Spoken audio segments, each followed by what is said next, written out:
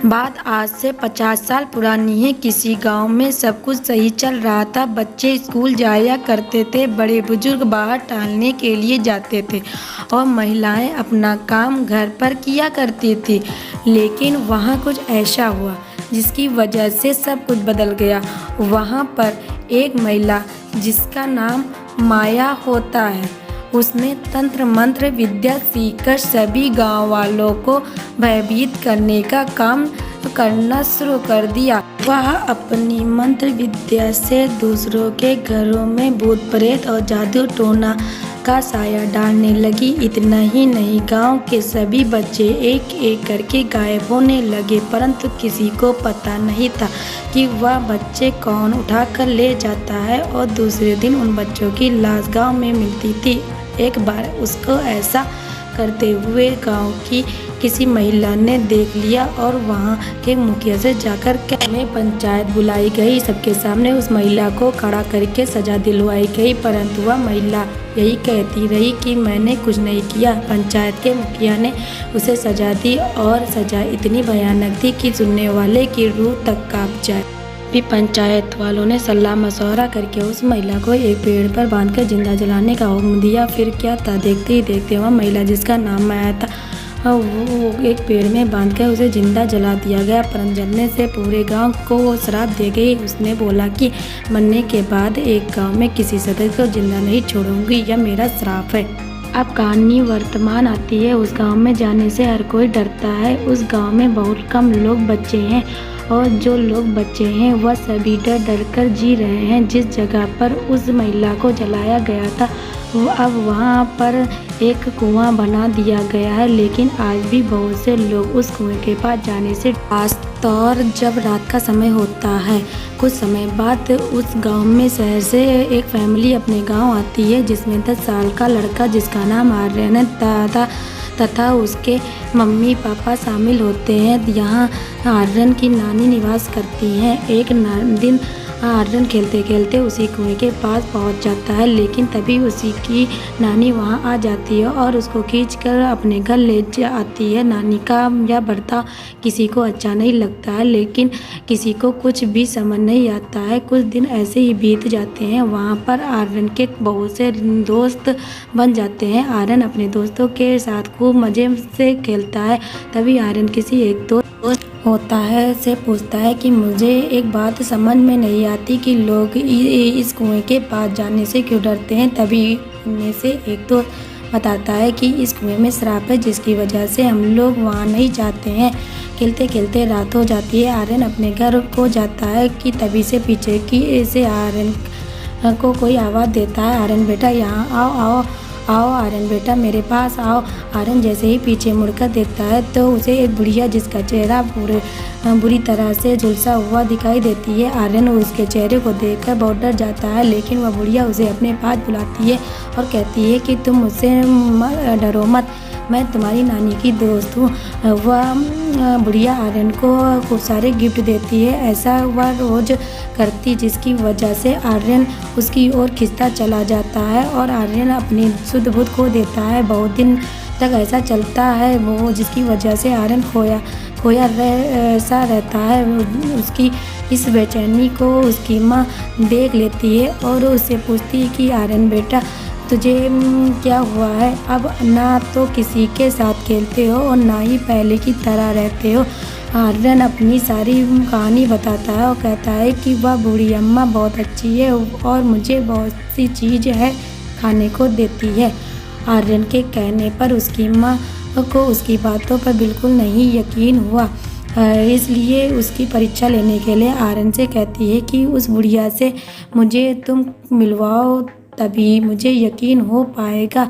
आर्यन अपनी माँ की इच्छा पूरी करने के लिए जब खेल कर वापस आता है तो वह अपनी माँ को उस कुएं वाली जगह पर ले जाता है, लेकिन वहाँ पर कोई भी बुढ़िया उसे नहीं दिखाई पड़ती है।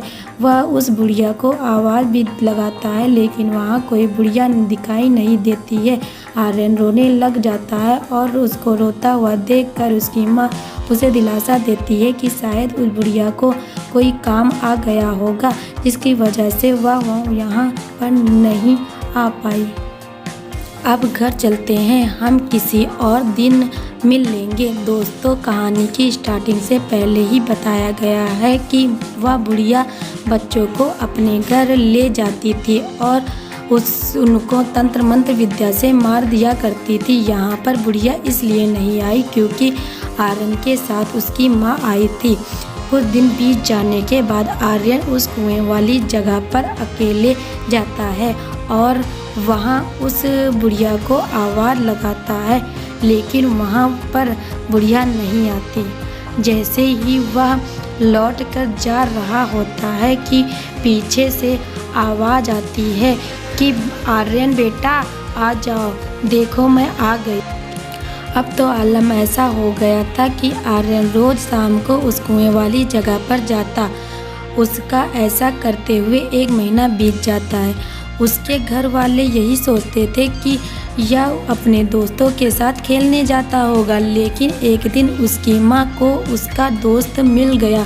तब आर्यन की माँ ने उस लड़के से पूछा कि बेटा, आर्यन तुम्हारे साथ खेलने आता है?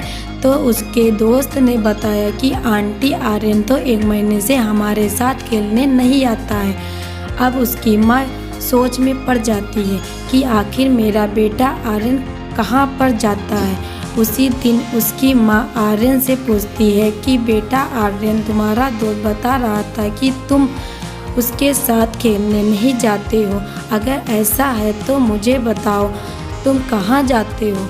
जब आर्यन अपनी माँ के द्वारा इन बातों को सुनता है तो वह बहुत घबरा जाता है और इस बारे में कुछ बात नहीं करता है तथा अपने कमरे में चला जाता है। इधर उसकी माँ सोच में पड़ जाती है कि आर्यन एक बार मुझसे उस बड़ी बुढ़िया के बारे में बता रहा था, कहीं ये उसी के पास तो नहीं जाता है।